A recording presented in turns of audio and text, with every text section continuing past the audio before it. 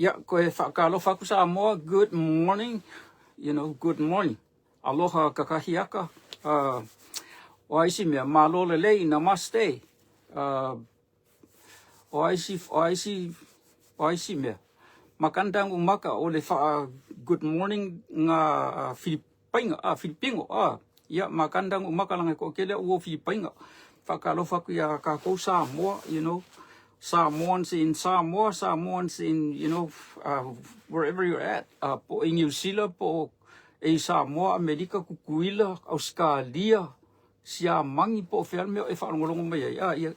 O le, good morning ako ngai i Tokyo langa le, wow, ya Tokyo le kai aorangi o le so sa. You know, it's Sunday morning over here, the 15th of February, or February, po lala ungangunga, whaonga, ya, it's February 15th, o February, aso furu lima. Nikatsu no jiugo nichi ka. Nikatsu no jiugo nichi, nichiroku nen da ne. So, ia ole lua ferus mo leongo ngai, aso suma le lima o February, o aue, so sa video e fai maka o aku kai mika o aku male aso a langa o kelo isi video siu ki makamaka. So le, kakifia I loa po se mea ua lewanga kea po se mea nga kupuanga ngafi po se mea nga kupuanga fia kakele I longa ele kakele ka ua male aso. Ai akili ki o kufo I lunga o mea o ilunga I mea ia. Ele oso maise aso, ai oso maise, ele ka ua maise aso. Ia, on mea nga so sa video e fai po sa mea e wakua. E ka uaku le kaimi, ka uaku le aso, ka uaku le... ia ka uaku le mele o ke iai. Ia ole pola, ole kai aorangi, ole aso sfuma le lima o Februari, lua fe lusuma le ongo, ole ua kea le fela uaki. Sole, ko fela uaki sole. Ikiro ki le uaki e liru. Waku ese kwa mea ku ese ma le uaki le ole lopo o kare fi. Ia ale ua vo. O ilele ua, it's, po le ua fikus furu lua, o kea le la kare iga. Sole, le ka ku ese po male waki le ule lopo fe. Ku so ile waki ya fakali mai sa isu ela waki. Ile o mo le waki. So se ko kura ile waki ya. Wa video if I saw quite a video pe you know it's real life. Ile ingia o me fonga langa whatever fango fanga luanga ngai TV ngai mo fanga luanga me yo ka ki fanga ia o me nga pepelo uma me o mai lunga o me act yo ka ku if I saw ko le me afia ingwa afia ai ko ma fa ya ku ia ka ko video but yeah ole so small dimmal ngai. So yesterday was the Valentine Day, but o ngai sa pangi e lua ia Valentine o le Valentine ia February 14th ma po la sos frufa e fo io o maki kusa uma lua so Valentine nge so pangi ele pe o le mele o ke lo mai o ke mingo I Hawaii mang New Zealand e kasi le Valentine a fia ave sa po la sa pe ki fia so causa o ke ave se kenge pe sa se kenge a mai sa pe pasuka laki po la se mele so kasi o ingai in Japan e lua ia so o nga fila o le aso Valentine no e a mai e kenge me nga I kama wa ke le lope ave ngi fa fingi me ngi la ko ko lu e o fa fingi ave me isi kamarolo nga e fa pe nga ingi ngo fo lo kamarolo ave me isi fa fingi au ki le lope vengi la ko mengi la ko ru yo le langa nga ingi sa pangi po ile fika ua malo fai ai. But anyway o ki fa de fia ke le mengi Valentine fai fo ya o leva kai mio so le e ka ke fiu e ka li me fonga o meio pe o sukalaki mo pe pakeke mo pe palole ma me a mai e kenge e o mai kenge mo fa fingi a mai me ka ika o ke le fia ai la o le fia Walanga foi, you know, they bring things to you. Ya fa pela o pa mo se furu di ma kenge ma fa finge ya o mai me.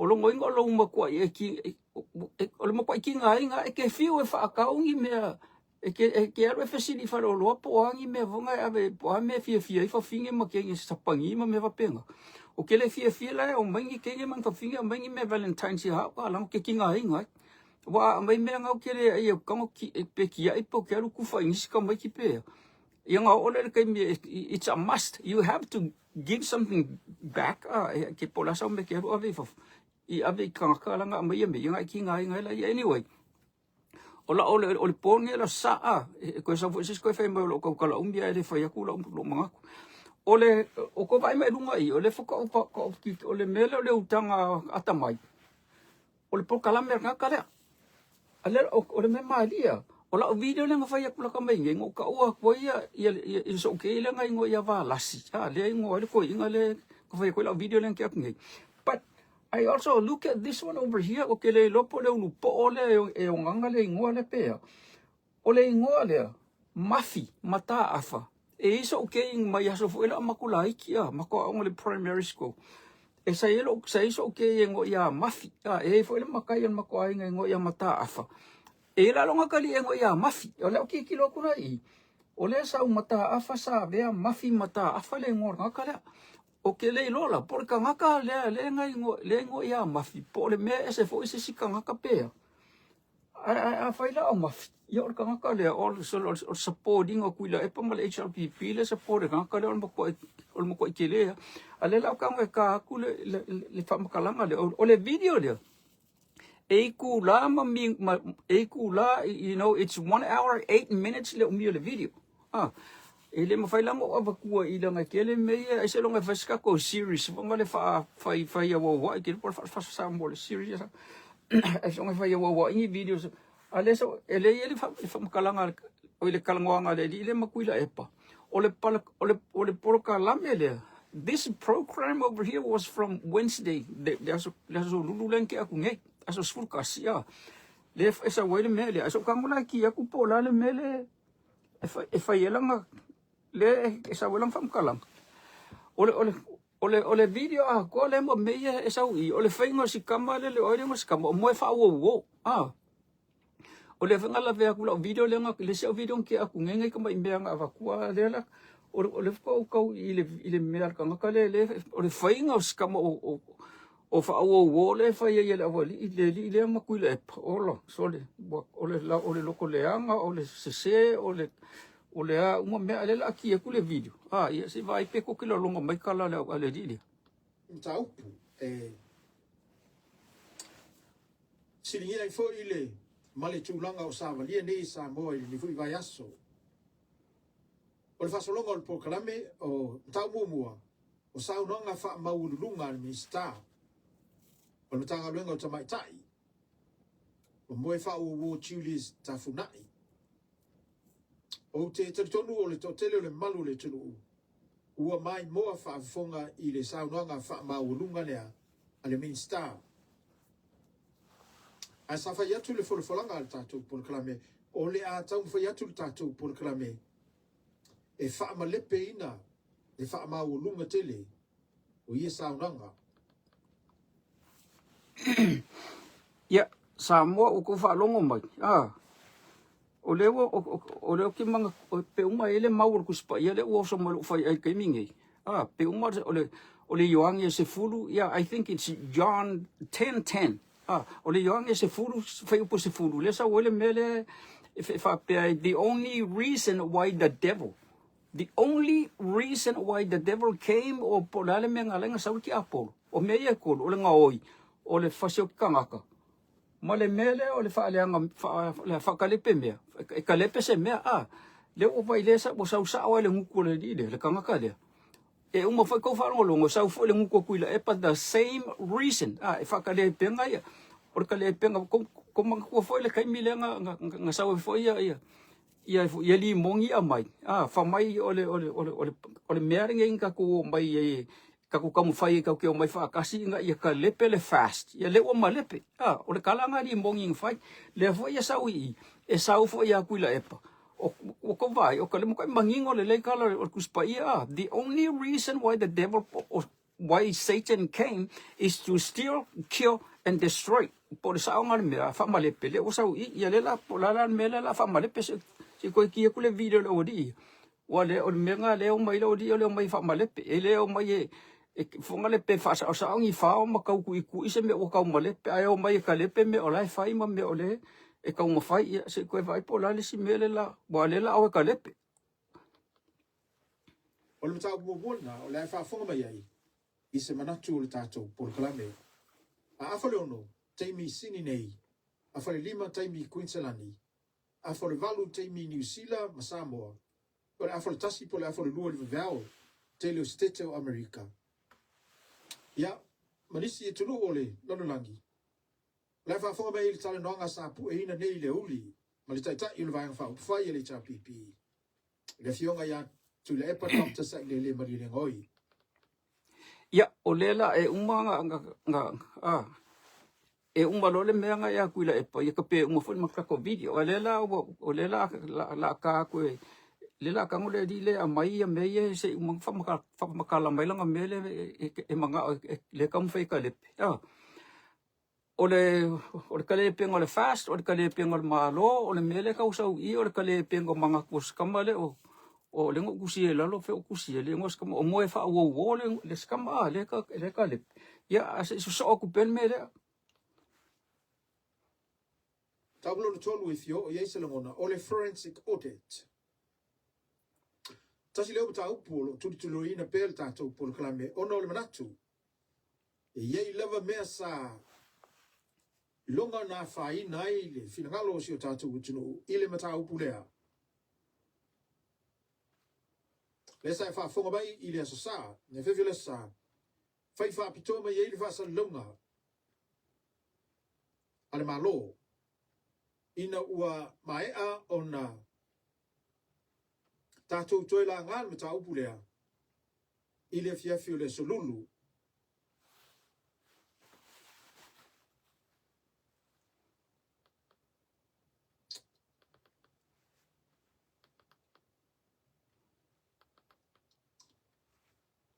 Ole a fai tu ese langono le utanga tamai.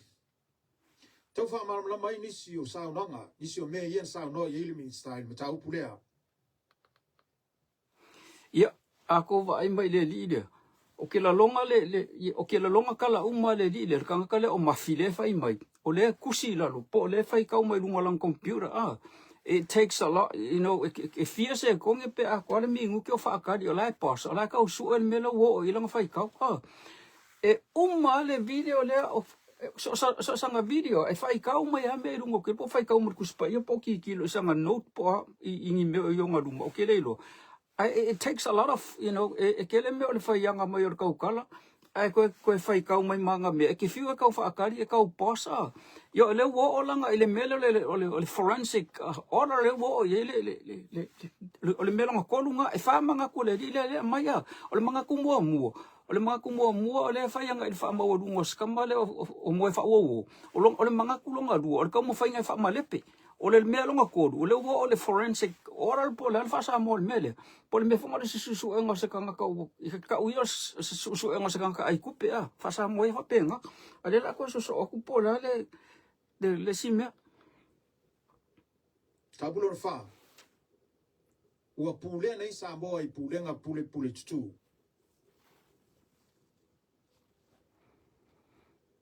Tasi fo I leo mata upu na fai ei valo anga le tātou por kalame. A o le fai le palota.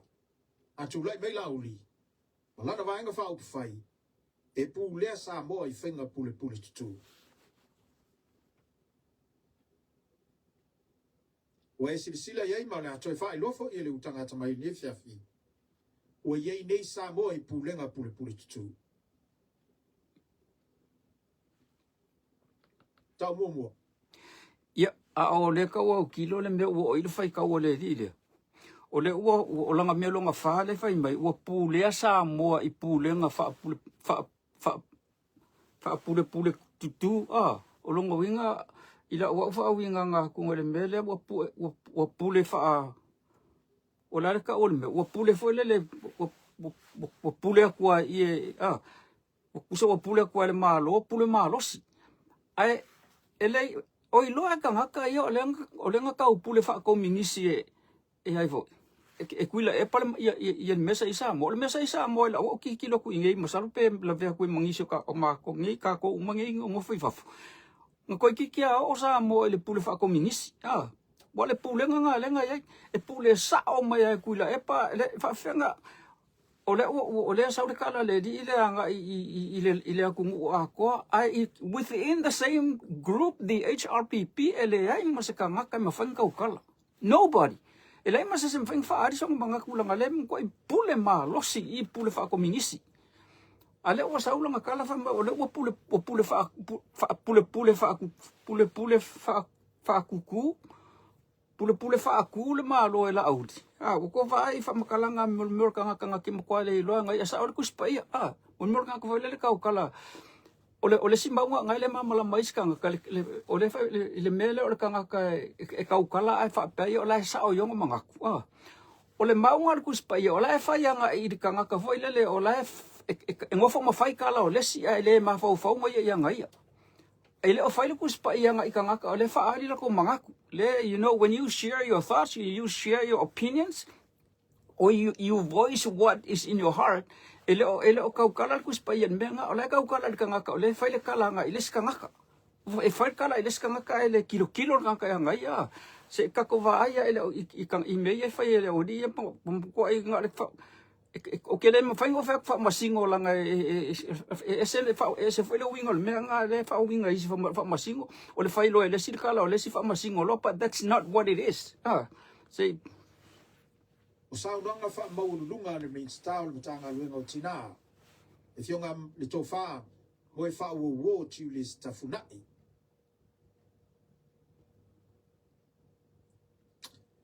e te fa fonga I se finangalo le fionga ya tu le epa I le matau pule I se temi muli mai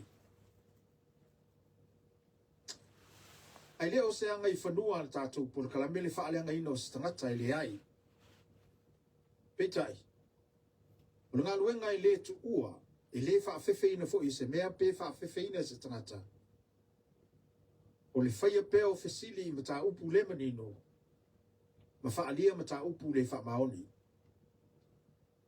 o le folanga ia ko e posfo e ko e alu le kai mi o ka fa akadi ku o ni ia o ele ali maf e alu le kai mi o ka fa akadi ku lo le sia u so o ngamengo le me wala nga fai ka o me ai le ka kala mai me lo ka kala mai fa folo nguku ma ka kala mai lo fai ai ma ka kala mai fa folo loko o me nga ka ku si ma ka fai ka mai alu le kai mi o ka fa akadi ia nga wa fai mai o nga o fai au kala ya mo fa o wa ngai la vei mal palemia la ve o mai mal malo mal fasi au kala le mele o fai famai o wa me le fa maong wa me le fa maong I le fai el malo o ko I lo me le wo yele la lo langi o me wa sa o se o me se o sa o ngala ngai fa pe o e di uru kai uru po o ngai sa o me ngai nga o ngai ke ka di ko ngui me se ngai fa pe o sa ia fa sa mai lo kala ngoma o ko ki kilo ia notes fa ka kala mai fa follow nguku ma ka kala mai fa follow fai ai ina le utanga tamai mo lana tau tua mo o e Samoa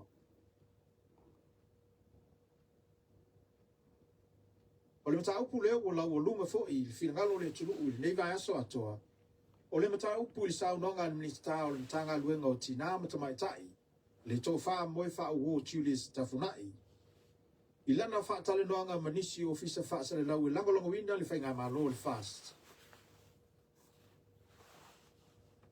au saunonga na fai ai la fonga o le manatu o le fia afe o tangata Samoa e au fia ai male utanga tamai o ni le fonga fa maulunga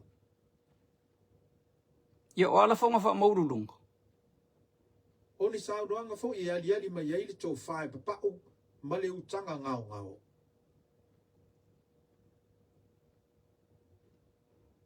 au le saunanga leo ale minsta leo e fa fonga ai Samoa ma o ta pisa I fo I Samoa to o le saunanga na ia ta ua ile fionga ya tuile epa Dr. Sailele Maliele ngoi o lona atali ma ia fa tonu I fo ile fionga ya tuile epa I tau na fa longo atu ya te ia uru popo o uru kakai. Oi. Kau lianga mai lo ulu se. Ua o ia o le minista. Now, o te le toi mana o mai o te le fia tai na tu le saunanga, because for me, it's not worth listening to. But I believe it's worth destroying its arrogance. Ya, bako whaalongo mai sa mua. O le whai mai le di ile, o le ope, la le whai le melenga ka umei le di ile. Se o whai mangalo se upu se. O le nga whai mai le di ile ua ngungulu a kole, le kungu. E po le kala le di le nga whai. A o kangaka e kukongo le HRPP, ma kangaka e kukongo langa li o le la vele me le whai mai e. Le kau kala mai e, e le ua o la le si melenga ke akungi. Le ua se whaasolo a kua mai le mea se. E pe si le fia. O le mata upu le mafua i saunoanga wha maulunga ia le minista. O le mata upu le a miotonu, le mata upu pio, ma le mata upu solitula fono. O le tō fia ina e le malo le fast, o tangata fast lava latou, e tai fono i fono whawae. Ia, le fo ko e sau fo i, o le me fo le lengo whaalonga o le kalonga ngale li, le o sio e lima. Mai fo, ma isi au vai ngai i kua, o le mea le o le whaali mai o le poko ma le mele ka o le ai u whaavalvalea. O le whaali mai o le poko, e le koe uma, e sao e la o kalanga whai a koe uma kua kausanga ngi ma kausanga le o whai ale whai kionga le mele o le mele o le wha, o le i mei ai ku malo e whai. Le o la vea ia kangaka ale HRPP, le ngale o e apalai. Ale a e loke mai a, le fo loke mai le, e koe su ak nge fo ingisi au meo ke mamakai, o koe loke mai fo ingisi kangaka. O le pokala me fo le o se mea, o le mea a fo ko nga whai me la sa lulu len ke aku nge, le pokala me le. Long inga koe sa fo ingeng, se si malanga pokala me ngei, po ngei la so sa le fiafi poka ya, koe whai mai fo le mea le kas. Le maka mai o le loko leanga o le nga oi o le kala pepelo o le ku wai uma mai ele au vaenga ia I melo ka le mafau ma ko ai o fa se lau pa se nga ya u le kuspaia ile mele o kanga ka fa pele fa ir kuspaia ele fa kuspaia kanga ka fa fa ali la ku manga ku o le fa kuspaia kanga ka kau fa leanga ma kanga loko leanga fa pe o fa sili o pule ai. Ma sa sofa ina i le tō whā ma le pule mamalu i tū malo. Au le fisiri mo mua lava. Ai se awa so ona ve si ai, ma toe ma fatia ai fo ai se awa so ona ve si ai, ma toe ma fatia ai fo i sa moa i le nei mata upu. Ai se awa.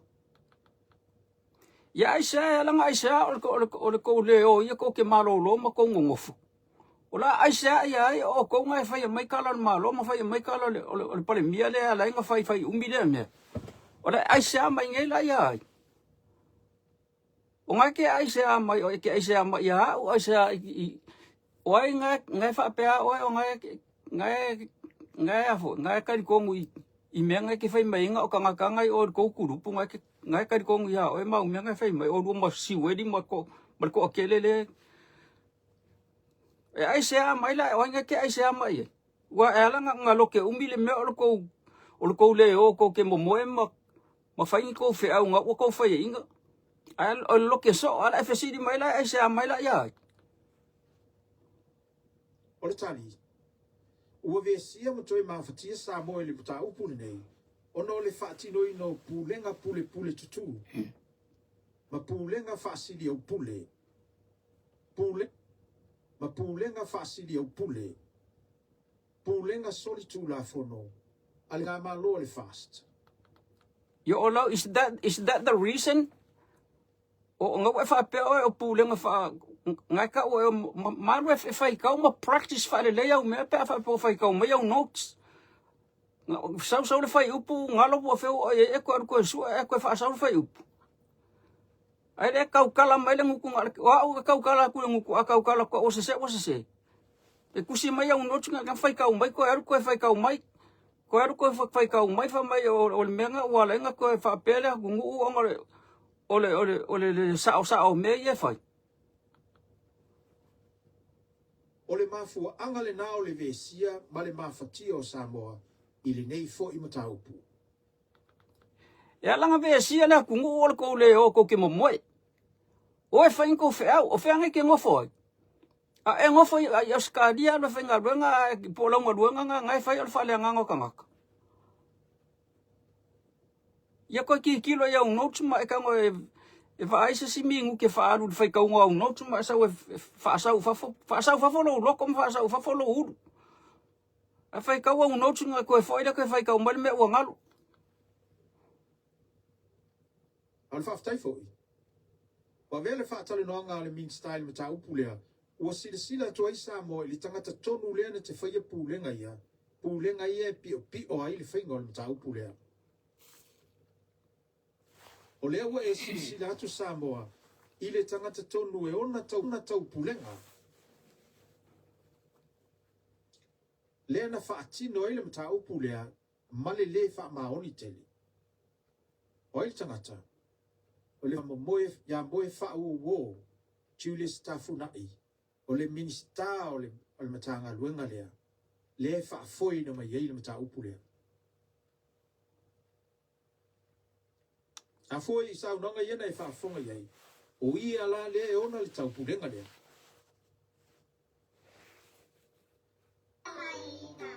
Ya maka mai le commercial sa pangilang au kango e kapele commercial de ya ko sele ya vai me o commercial nga sa pangi maka mai a ole vai le ko o so mai le Wi-Fi 7 J-COM 光実質0円首都高速道路株式会社からのお知らせです。首都高では ETC 専用入り口が拡大中。2026年春までに90カ所が ETC 専用に ETC カードの有効期限をご確認の上、首都高では ETC 利用率が約 99% となっています。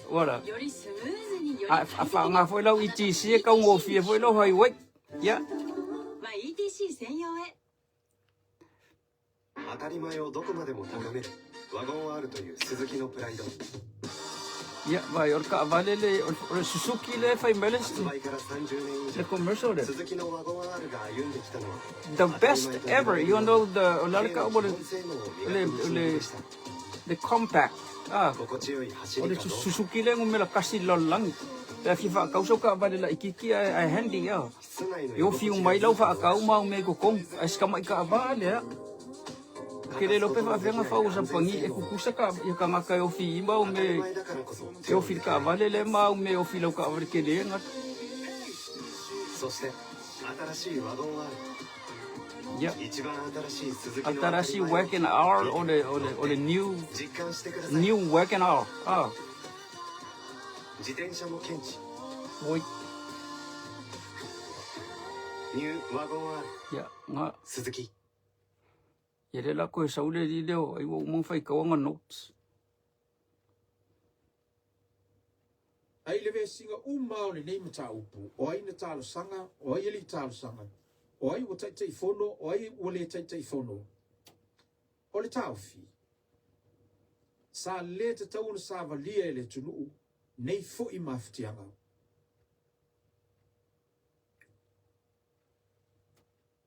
Samoa does not deserve to be put through all this rubbish once again. Samoa does not deserve to put through this, you know, gomi, the trash and all this kind of stuff. Sorry, Samoa does not deserve any, you know, people like you, like Kuila Epa, Makanga Loko Leanga. Ala Saula Fe Oing FM Yellow Samoa doesn't deserve what? Do Lukakai. Deserve it. Ese auto I mafatia ile tunu I nei mea. Ole tali. Ona e wha mauru lunga tangata na whaia purenga ia.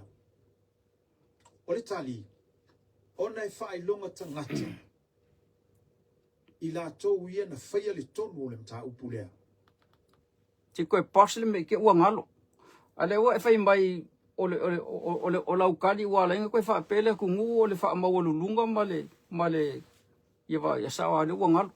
O le fa mawalulunga ka ka ia nga fai me le o le fai mai lau kala o le fast male pale mianga ke fai ia ali ulupo. O ke lo fa ngai fongai ko ke lo fo mai ngai ulupo ia le ulupo kai. E manatu whaapito ma whailonga tangata, ma whaamaurulunga I lātou ia, na whaia tonu o le mata upulea. Ole, Ya, ole bai, le osa le foko sa ile melenga fa ko le sa video mo le ngo fa fa ko fa kalanga ya ko po malanga fa ngau le foko sa ile le fa mo lulunga ma le me le fa piko wa ko va ai le mele le fa piko ai penga fa fenga fa me kuila e par kai minga pale mia ele fa piko kuila e pa nga pa wala mele le nga fa me kuila e pa mal HRPP o le me fa nga lengo fia aku nga oso e mal fia la ku sa mo o ngo kilo aku le mai fale le mai awala.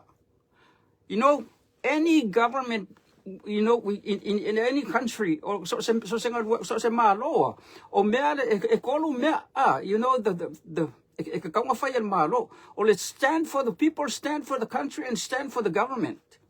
The government, the people and the country. O mea nga e kolu o mea malo losia nga I mea ku kongu yo mea ka politician mea fa politicians for politics. O le mea nga fa kuila epa o le ku mo le malo.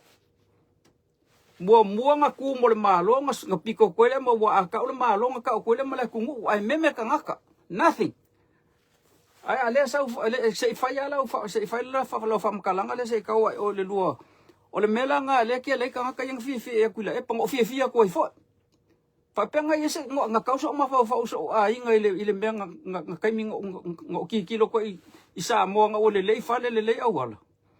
Ele se me o ke le I lo penga fa afeng kan ka sa mo penga fa afesa mako ai no nothing.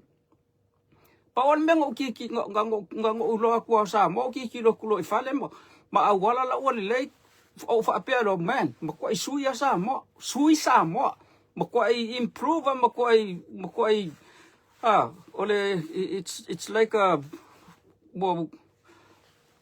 o se kungu umba ko ki o mba ia I me ia isi kungu ki kele ia o nga o fale ma awala o me nga ki lo ko fo ia nga ki le fo fa pe ka nga ele ia le HRPP but nothing for the people. What was for the country? What was for the people? What was for the nation? O langa ka ola ma lo ka o kele fale le awala but what was good for the people?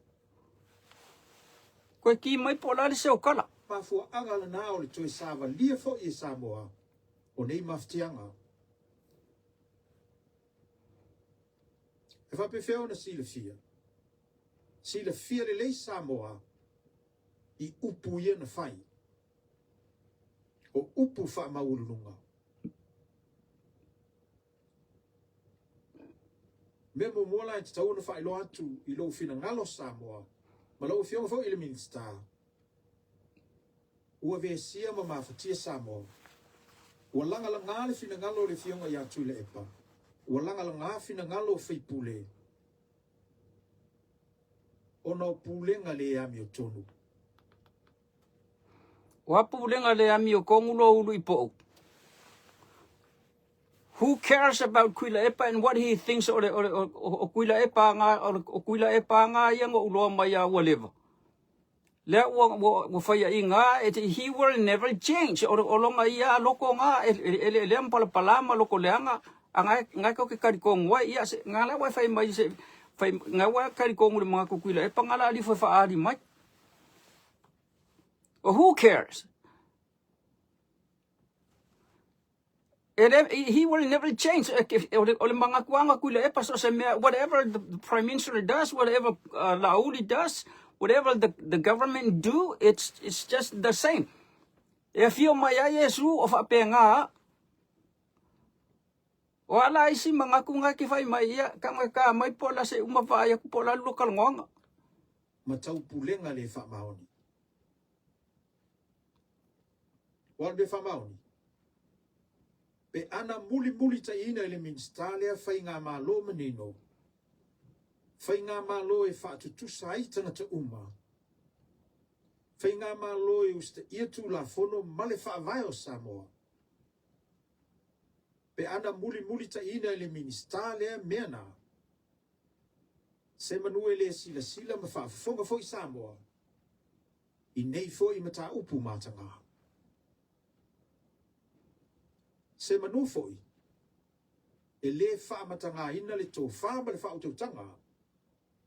Ale mamalu o nuu mai tu malo o Samoa.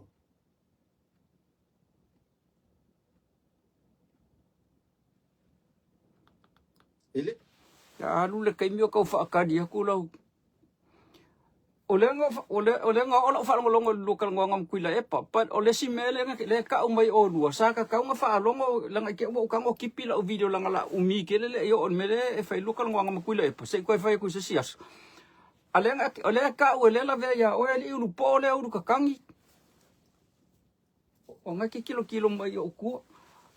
O ngai la ve mai le lokal ngam kuila epa le mele fa le ola ve mai I le kala o le o anga fa pe usika ia le e usika ia le e la fo esi kamale o moe fa wo ya o isi menga ka o mai o la le usika ia o la e usika mo fa ya ku foi o mele le anga le o le ya o ko o mele le ya o ko o mele le I e le anga ya o ko o mele le anga I o ngai le ya o ko o mela ia e usika ia ma le ia moe fa wo male mingsika o ngai leanga I lauwa ai e leanga le kilo mai o ko because it just doesn't matter what a wala kumala ofo la lang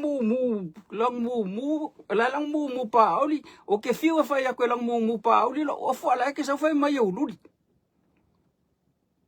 sali ko fa sa mai ko me o le lo o me leanga uma ngai fa pa o ngai le Kile lope ola video le lokal ngam kuila e palanga la umi alu e fia mingu ke ka fa akali le ka su engol menga o ele fai ka ngau notes ilanga ina e tuila e pale mta upu lea.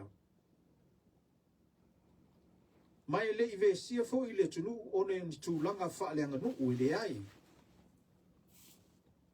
Ua mafatia le tunu atoa ono pulenga I matile tila le fa maulunga. Wa ina faia. Ele fai tu la epa mai si fai pule. Ele o se fina ngalo fo yo tu malo Samoa ele ai. Na mafua. Ono le tonu na fai ele fai ngā malo. Ai tau la mua ele min stalea. O moe fa wo tulis tafunai. O le mafua angale na o toi lai loa ai si tunu. O toi lai loa ai Samoa. On tu au. We suggest that you go right back to the very beginning and you will find Samoa should never have been put through this. Yeah, who is putting Samoa through this? Why le lenga fa apela kungu? Why le lenga fa apela confuse mangumi akola kungu? Anga fa pe malo mai lo le fast malo mai le fast fight malo mang we fa penge o le ba le sa mo fo fa fiku mai o la langi o ka milo fa fia ale po loka me ma confuse ka ngaka ma o ke le lo po confuse ka ngaka po o la ke le ngaka le fia e iva se fulu ko masal pe ko iki iva se fulu fiku pasenge o le akungu le ile malo ai ke sa mala o ko pasenge fai mai o le akungu ako Wai o le ngulu la langi o ko ale o mo ma e lu lo u kakangi o nga ia phone ku ilo u nga o nga kalango o le ngo sa mala ia phone deng o fa pe fa ma le ngo sa fa pe ku lo ia phone le la ku o le nga o lo ke kala ka kala I aku mai lo ia phone yo ko dinga lo o nga ki ro kalango fa lo ia phone por ia phone por headphone por Pole ia paku le ka on me. Aisha. E fai ngo fia lava le fatino ina o fai ngā Milton. Le fatino ina o fai unga I tusa matula fono. A fa alo fo I le fina ngalo I tu malo. ma le pule I tu malo manu a whaaloalo iai. Po le lava le tūlanga minsta, o le ale tūlanga palemia, o le ale tūlanga o sitia iai, a whaaloalo I tūlafono Samoa. Whaaloalo I whainga malo a miotonu. Whaaloalo I le pule mamalu a nuu mai tū malo. E whaingo fie lava o na file mu Samoa. Ia whaalongo mai o e uso. O ke masalo peke la ki a le la whaasao le o saula o kala wha mai e whaalongo le pale mia whaalongo le malo I ku malo I le whaasamoa. O I ku malo le whaasamoa le district.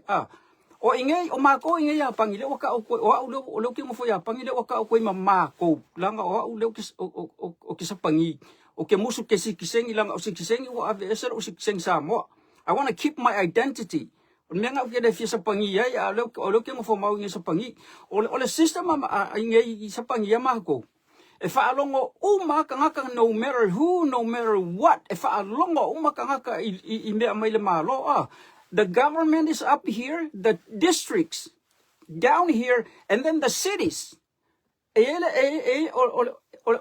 malo, eka ole seifu, the seifu, ole fasa panginga ole government. Seifu, under the seifu, ele meka ole ole district. Ole district, ole ku. O lalo I for the ku, ele meka ole shi. Po meio cities. Ele ma ka ule mfengo fa nga ko lang kasi city ka ko yo Samoa nga opia. But that's how meio political pe fa pe ke fia sa mo fia poko nga fa pe fa alongol pale mia fa alongol malo I ku malo. No, uso. E fa alongol the city e fa alongol lunga le district. Wa malama. Po ai pule ngu fa alongo ku kongo me fa mai le ku malo o le ku malo e fa alongo le malo o le wasa o fa makalanga e fa mai o pole mia mal malo e ka fa alongo le ku malo le lalo I no uso o ngai le so mal mai me ka por kikinga ke sa fa adi mai lo fia poko. The government comes first.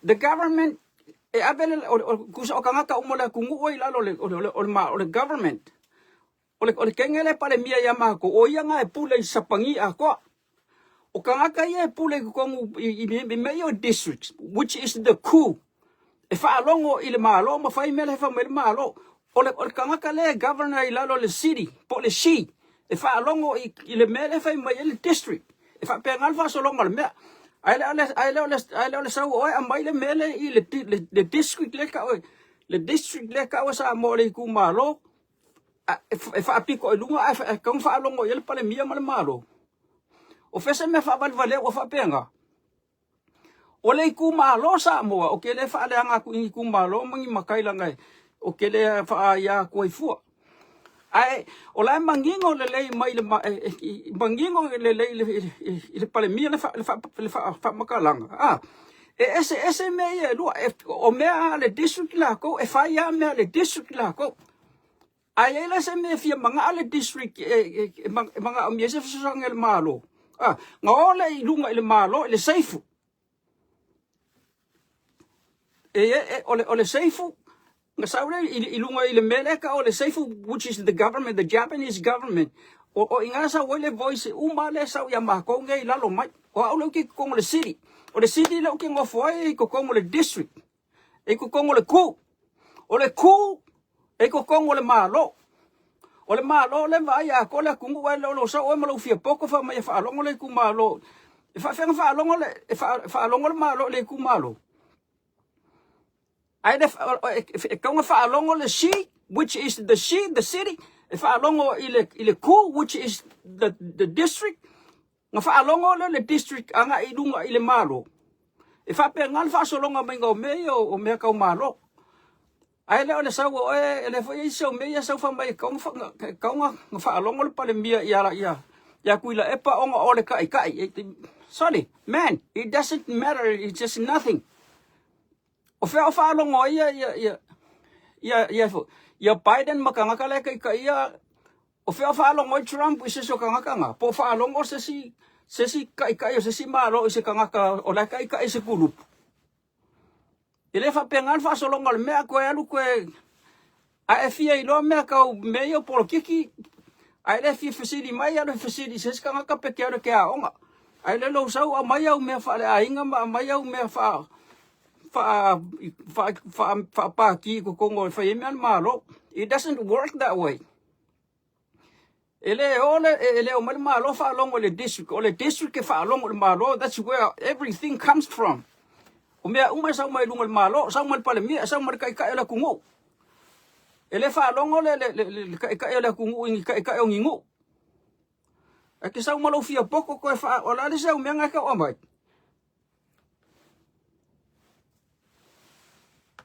You see, o le finagalo mo e fa uwo.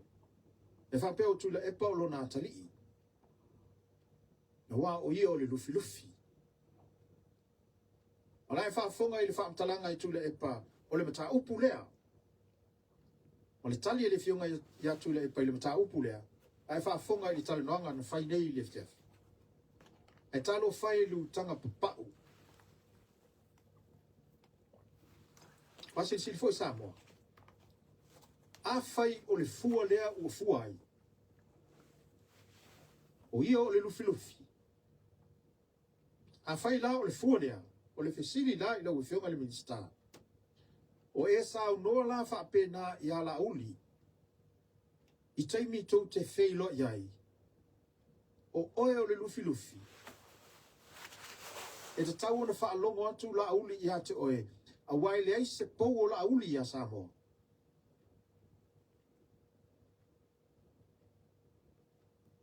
A fai o le fua lea wa e fua ina ai lo lua vata puia ma e fionga iatu ila epa. O le fisili lea. O e sa noa ia la uli o la uli o lo wata lii. A wai le ai se pou o la uli ia sa mo. O e sa noa iai.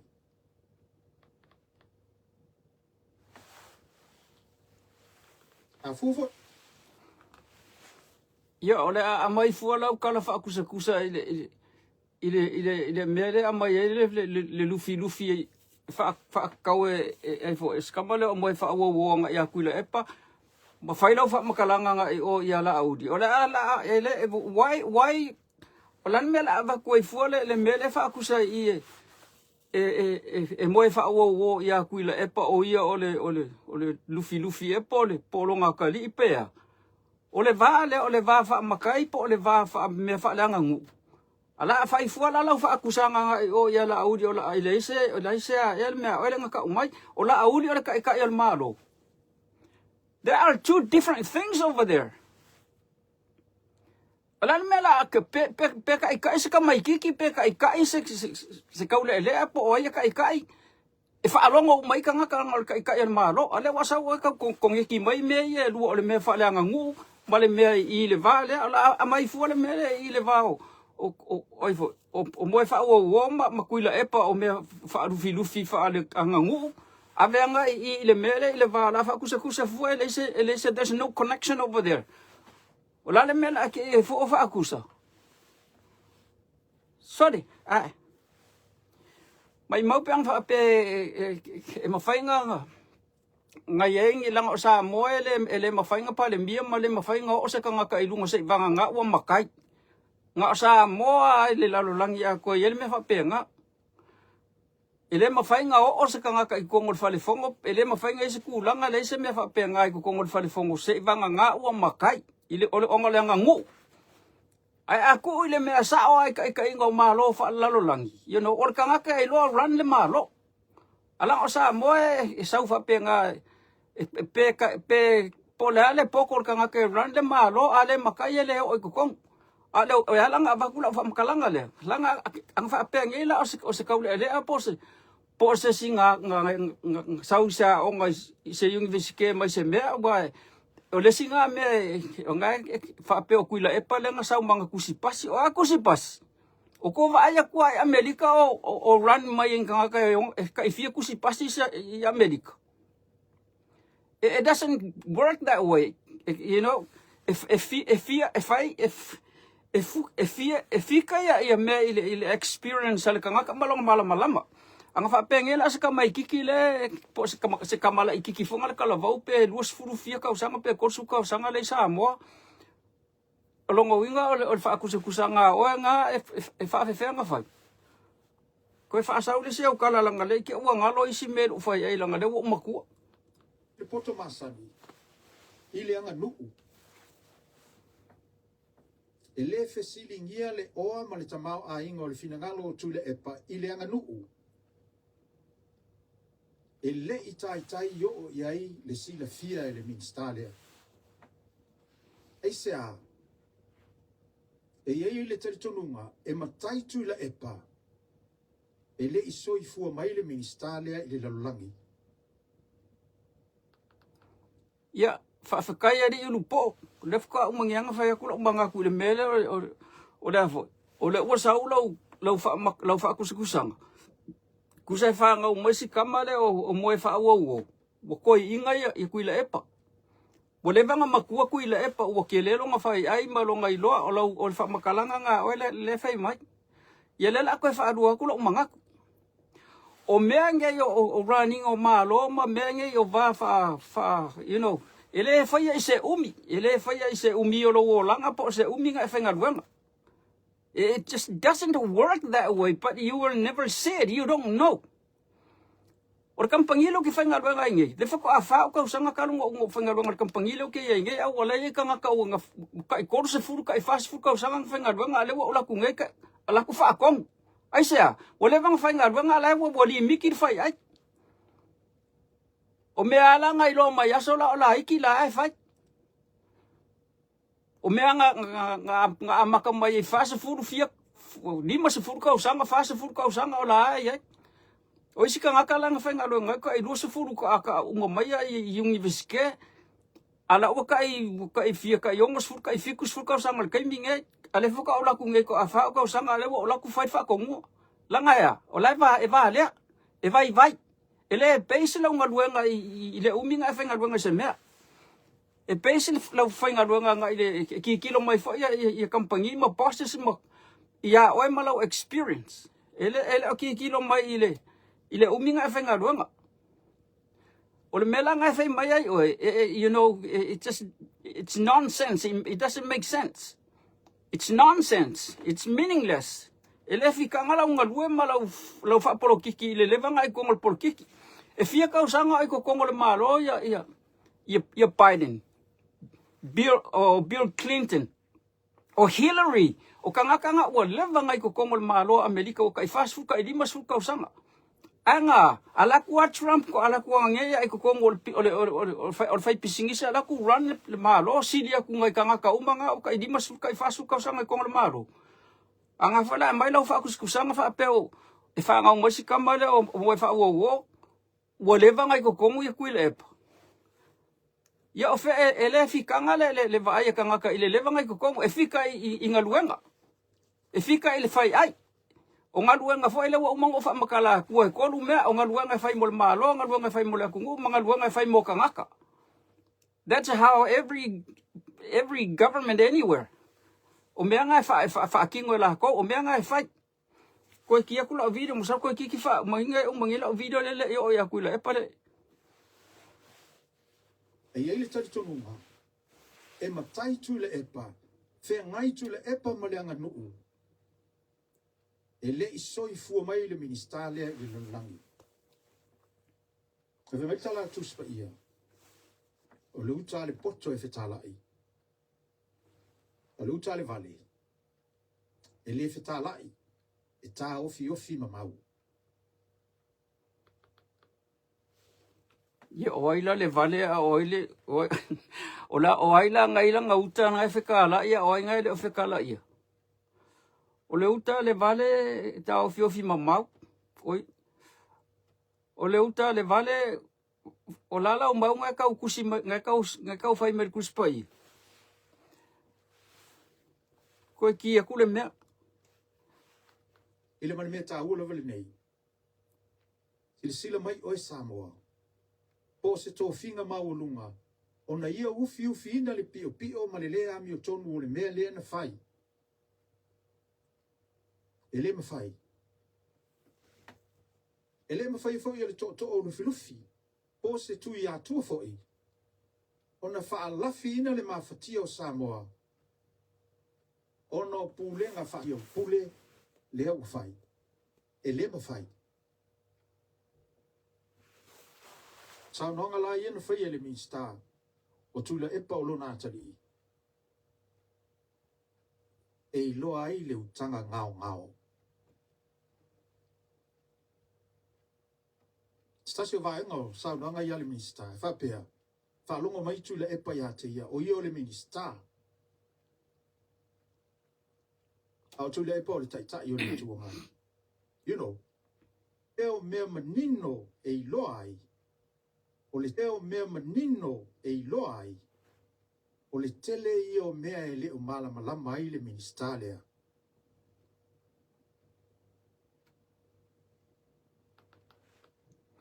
Uso. O kuila e pa o le kai o le kua ngai.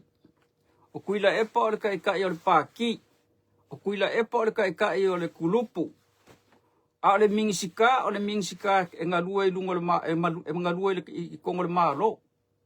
O le kai lea e ilalo le mingisika pe ilalo o kangaka i lunga i. Ai alu o le se fai kula o kala lea.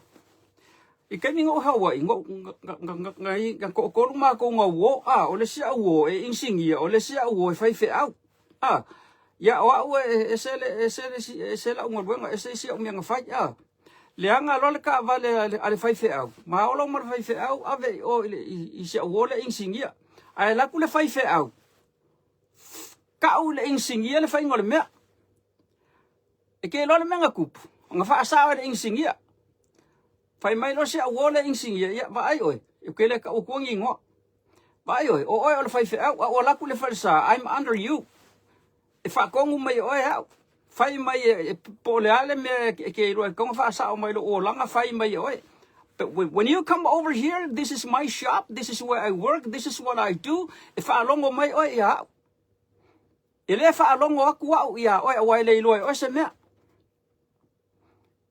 uso ko fa malama ki a ole fai ngol me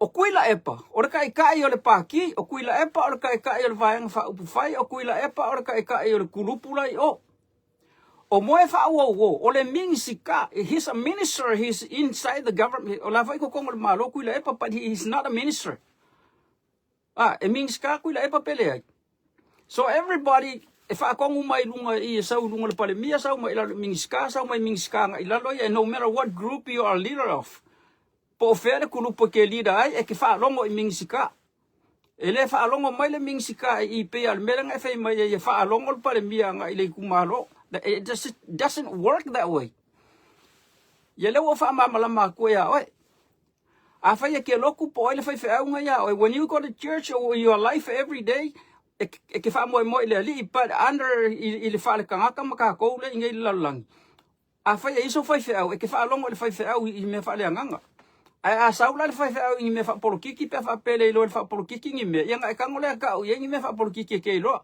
alongo inga ka u me fa polokiki fa fe au vale ai mal fa fe au e fa pe ngal fa solongo me le olanga ai le fa pela kai mai kai ole a sau ko fia pule I le isi me le isanga you know kanke nai mai mau pang fanga ka fa nga ku pu sa pangi e la nga le singa ke mala mai ai le upu ma nga ya nga sa pangi kanke nai it just doesn't ai le ya se me awe ke ai ai fu ambalo ai le amai malo fia poko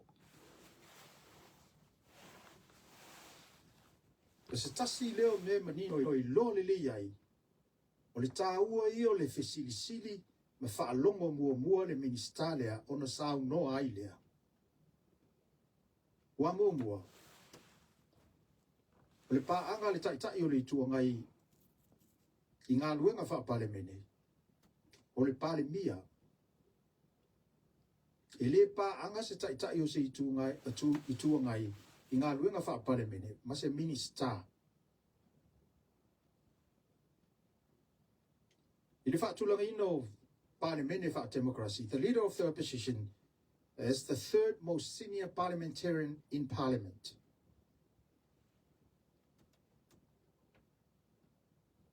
lo sa no ngala le fa pe fa lo ngotu tu le pa ya te o le minsta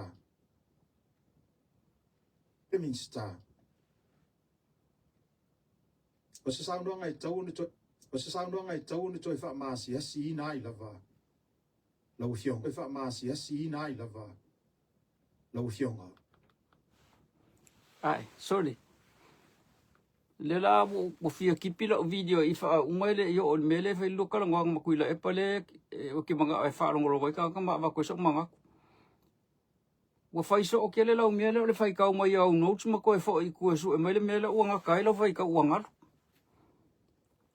pela fa nga kai lo video ka ko sa mo po feo e maka mai ai po ingi usila ska dia kukuila po e o I sa mo sa le ufi sa rua whaka whale lili sa vai sa singa o ngunga o ke mga le e o sau whai ai ia o a sau o whaisingu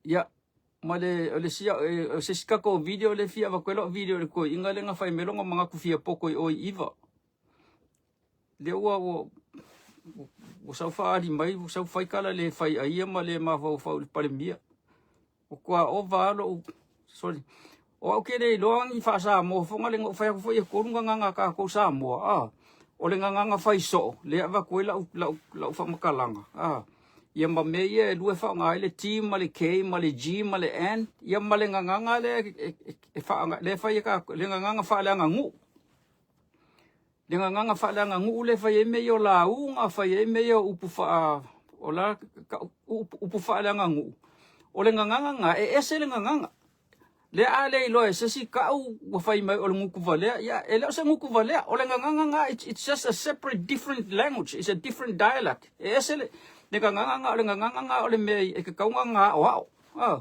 ele fa pela fa nga mai lo le e fa nga mai ka ko le nga mai le li fa nga le nga ka o upu ya nga mai ke ka kong pong upu nga mai le li o upu nga ele fai mai e ke le lo ke le ka kong ngi upu mai le o upu fau le fa pe o la ka o ke le isi mo upu ya o upu fau fa le ngu fa sa mo ale alo ke lo ya ka kala le nga le ke lo le ka kala o mai ka ko sa mo ya so o ke le lo ala le nga sa mo le fa nga le fai me la unga mo mai si me ya se vanga nga e wo ke a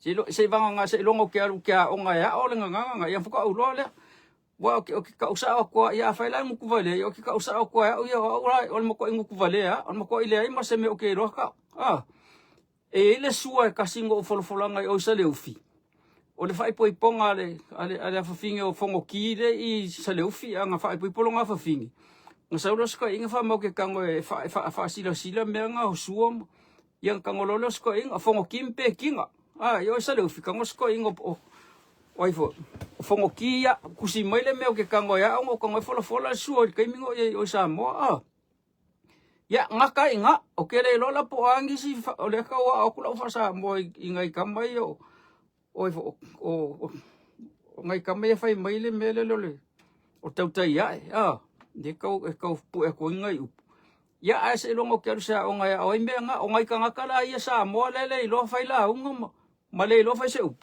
ele o se nguku vale o le e ka kaunga o nga ko ai lo ele nga o ese nga o le nga fa le nga ngu ya le la su ya ko I ma fa I unga lo video ele la fa uma ko video la nga ki nga le lo ko ile le yo lang fa makalang lang be ya ku la lang me le se masaro pesa ko ki ya ku lang la umi o le umi le video le o le ya mo le fa makalang me la umi ko la umi ko mo le ka ko video le la fa nga ka le wa ka le ka le fia son le ko se furu ko se furu ka ya o le so sa ya masalo nga po ko se furu ko le iva se furu su ka su do pe nga ko se furu ko le kasi o sa mo yo ke le lola e ska dia ma ko ngi usila ya ma Amerika ku kuila ma ai lo fa ku bo ko I love you sa mo ke lo fa ke le mo ka ko sa mo me nga o ke nga wherever I go I will never change my identity Ngo foi mo leva ngo New Zealand, wo leva ngo foi New Zealand kile yalo suilo because I didn't want to. Ngo sa Hawaii, ngapawa mga fai Hawaii o fai la ID ma fai la ulai senge pa o kile fia lo sui. Leva ngo foi nge Japangi, but I don't want to change my identity. Okay, ole ngo walu ole singa me se fai ko sa video. Ile mele ole lo kokoa, be tough, be courageous, be bold when you pe lo fai so anything. Lengo fa ku le makangala video kele me o se lo langa Ela fai o kui ila o video. Ala fai o kula la o video ile mele o ke ngo foma o nge Japan. Ola sa nge Japan. Ike fa ola ko ro sa pangi, but it just nothing to do with my da ngo foma nge Japan ya langa walua o fai o pepa. Ko fa o ka sa nge Japan. Only 4 years. Ai ma o pepa ngo foma. Se uma fa makala ku penga fa fenga po wainga penga po lale ko inga fainga nga fai ya me penga fa fenga fai e fa ka usanga ngei but se longa se fulo ka usanga ko a penga fa fela nga fai pe pango fo mau nga ave selo visa no need I maile I stamp lo kus for lau au ke manga ola suilo identity langa ngei sa pangiele pe ngi sila ska dia America suilo identity, suilo national, ke alu failo lo sikiseng. Ai ke Samoa ko America Samoa New Zealand ko Samoa ya Australia po o ingay. Once ke sa pangiay, you are no longer Samoan. Ula kula Samoa ki po ki maya, ya waka on me ko wala nga ka ole vale o saupa. Fa nga ku nga upu Samoa. Samoa ai la ku Samoa ko kipo ki mai ele kipiro I male video fa uma la olo ingsa o kofe but love you all or whoever is watching lo ke ba ku faitala linga le ya tawa alo fa ku maskamo mga ku lelei manatu lelei I watch your programs every day pong o pukalame fai live mai pong pukalame ko mga mai maka yeah but I love you all Samoa or wherever you're at, lela akipile video la ka push le mela la kapele video love you Samoa yeah alo fa aku God